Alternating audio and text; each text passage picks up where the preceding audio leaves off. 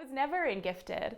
And even there was this one guy in high school, he was in gifted, and I remember him telling me, he's like, I am a sports car, but I'm cruising to make you look better. And I was like, excuse me? So like that was really not cool. And so I think that like I've always struggled with my confidence, just in general. I have always struggled with confidence, and it probably stems from not only being a woman, but then I had issues like growing up. I had to have tests read to me, of course, and like I had always known that I wanted a higher degree. I think I was scared. When I was younger, I struggled a lot with reading. I'm not formally tested for dyslexia, but I guess the reason why they didn't test me is because back in the day, New Mexico didn't register dyslexia as a disability. And so my mom never really got me tested, but I got all of the help that I needed because my mom was a PTA mom. Math has always been something that makes sense to me, right? It's a universal language. Like you can not know the same language as somebody and you can look at the math and be like, yeah, I know what 2 + 2 equals. I think maybe that's the beauty in what I'm doing. And like Savannah, when she was 10, would be shocked. My research is mechanical engineering with a specialization in smart energetic systems. I am my test engineer. I get to write all of my own test plans. I have a lot of freedom to learn and to make mistakes, learn from those mistakes, and is it disarm? Do better. We did not get a trigger. I'm currently getting my PhD in mechanical engineering, but I did receive my bachelor's in petroleum engineering.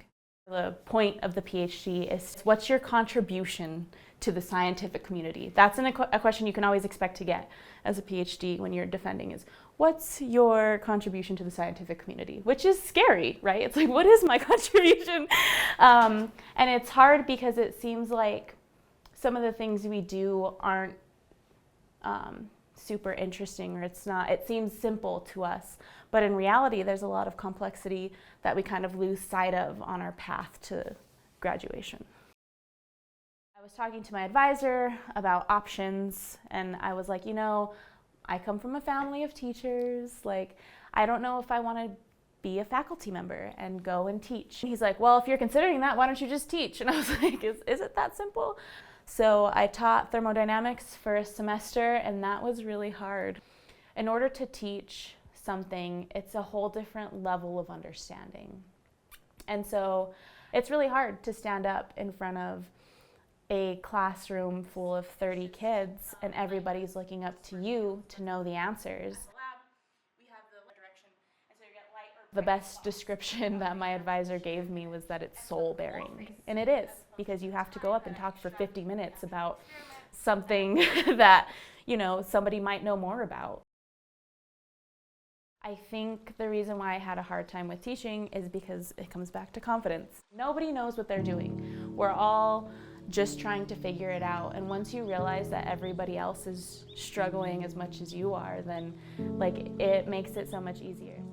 I think that it's just important that people know that they can do anything that they put their mind to. I went from having to have tests read to me to being published in having published journals. I want to inspire people to believe that it doesn't matter where you come from, who you are, what you believe in, as long as your heart's in the right place. And as long as you're passionate about what you do, you can do it.